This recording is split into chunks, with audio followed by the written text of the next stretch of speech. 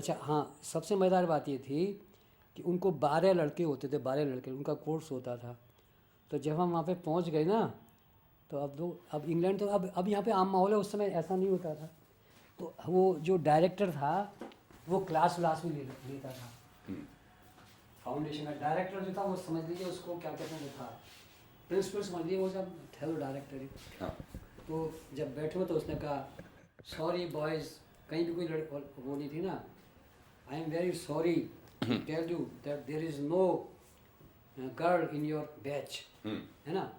यहाँ को ये बात कहेगा कोई और ऐसे ठाका लगा हा हा हा कर रहा था, हमको पहले बार हुआ यार ये फ़र्क है। हाँ। खुलेआम एक आदमी कह रहा है ना, सॉरी है ना, there is no girl in your batch, है ना, ये सब कह रहा है। हाँ। फिर उसने बताया हम कोशिश कर रहे हैं, वी आर ट्राइंग, ये सब है ना। हाँ। अब देखिए हर चीज़ जो इतनी रोचक मज़ेदार होती है क्या कहने। हाँ। होता क्या था, दिलीप कुमार जो थे उसकी बहन जो थी इसके साथ भाग गई थी के आसिफ के साथ। हाँ। के आसिफ जो था जिसने ये मुग़ल आजम फिल्म बनाई थी, हुआ यह था कि वो के आसिफ का मामा था। खैर ये मंटू ने लिखा है, जो इसका मामा था वो उसको ले आया। तो ये फिल्म में कोई मतलब नहीं था। तो मामा वो था, वो लाहौर और में ऐसे पड़ा रहता था बेकार, मतलब जैसे 16-17 के लड़के आते बेकार, उसको ले आया सब मेरे साथ बम्बई चलो। तो वो घर में पड़ा समय सोता रहता था, खाना वाना खा लिया, घूमता रहा, मामा करता तो ना ये पढ़ता था कुछ में, आवारा टाइप था ऐसे ही। तो मामा उसको सुधारने के लिए लाए थे, मामा का नाम याद नहीं आ रहा। तो ये क्या करता था, अब वो सारा वालों तो ऐसे इश्क लड़ाने लगे, कभी कुलदीप कौर के यहाँ, कभी यहाँ। वो बड़ी उम्र में बड़ी थी, ये सब करता रहा वो, ऐसे करते करते करते करते और ये सोचना अच्छा कोई रुचि नहीं थी फिल्म में ना वो करेगा।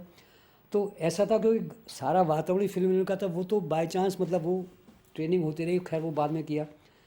तो दिलीप कुमार के घर भी जाते थे, तो वहाँ जाते थे, उसकी बहन वो मतलब वो तो था ही, मतलब इश्क, मतलब ये करते। तो मामा कई बार नाराज़ भी होता, सारी लड़कियाँ करता रहता, ये करता है, मतलब नाराज़ वाराज होते थे। पर कुछ नहीं, नौजवान लड़का है तो इन्हें कौन किस किस को लाता था अपने यहाँ।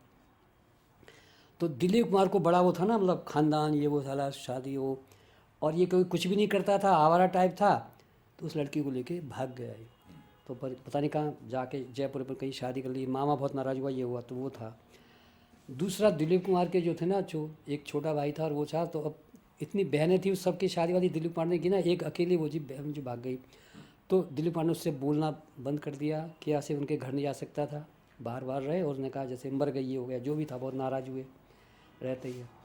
तो बाकी जो थी बहनें वो लंदन में रहती थी। तो रहती थी, उनके बच्चे बच्चे था, कितने भतीजे भांजे होते हैं, क्या क्या होगा वो सब था, सब लंदन में रहते थे। अब ये बातें किसी को पता भी नहीं होती। तो उसकी सबसे छोटी बहन थी, अब मुझे इसका नाम याद नहीं आ रहा, नाम याद आएगा। तो अच्छा हाँ, अब जो दिलीप कुमार है, तो किसी को फट से, तो वो छोटी बहन जो थी ना, अब नेचुरली लंदन में पढ़ी वो सब, तो अब अंग्रेजी वो, तो ये भी खैर बीए, इसने दिलीप कुमार ने बीए किया हुआ ना वहाँ से, बम्बई यूनिवर्सिटी से, पढ़ा लिखा आदमी। हम समझते उस समय था माहौल, सब अनपढ़े अनपढ़े ऐसा था नहीं। तो जो सबसे छोटी बहन थी, नाम खैर याद आएगा, तो वो जो थी उसने जो गई फेमिना निकलती थी बम्बई से। तो उसने कहा जी मैं उनकी बहन हूँ, या दिलीप कुमार ने फ़ोन कर दिया होगा, तो उन्हें फट से अरे आइए, रख लिया उसको, फेमिना में काम करती थी। अब दिलीप कुमार की बहन है तो क्या काम हम करेगी, मतलब 2-4 दिन आती, वो लंदन चली गई, वहाँ फिर है ना फैशन का कर दो, ये करते, ऐसे कुछ करती रहती होगी। पर वो वहाँ के स्टाफ में थी, उसका है ना, वहाँ पे थी वो।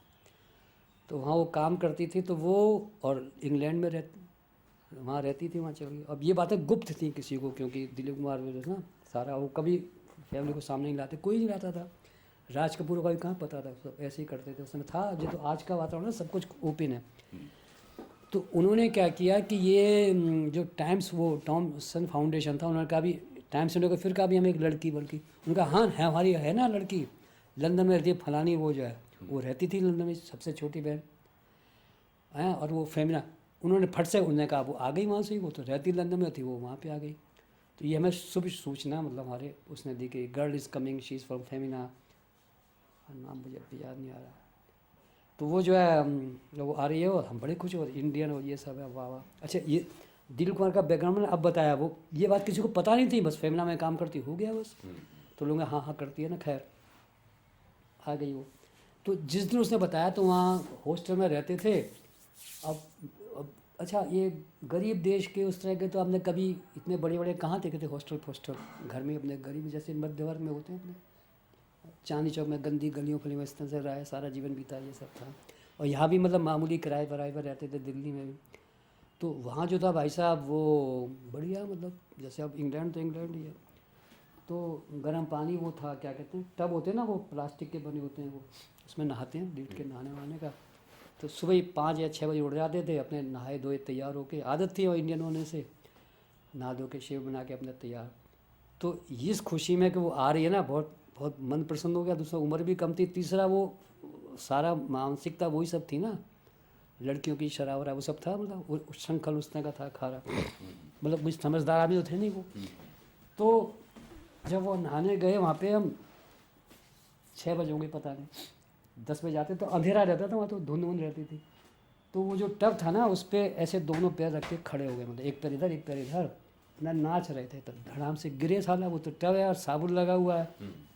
तो ये जो था से मुँह लगाया कि खून बहने लगा ये दांत जो था टूट गया एक दांत टूट गया टूटा लग रहा कि दांत आगे का ये जो काला काला हो रहा है बहुत काला। हाँ ये उसी वही टूटा भाई टूटा उससे टगा हुआ इसलिए कि फलानी लड़की फैमिला नाम नहीं फैमिला नहीं है चलो याद आया।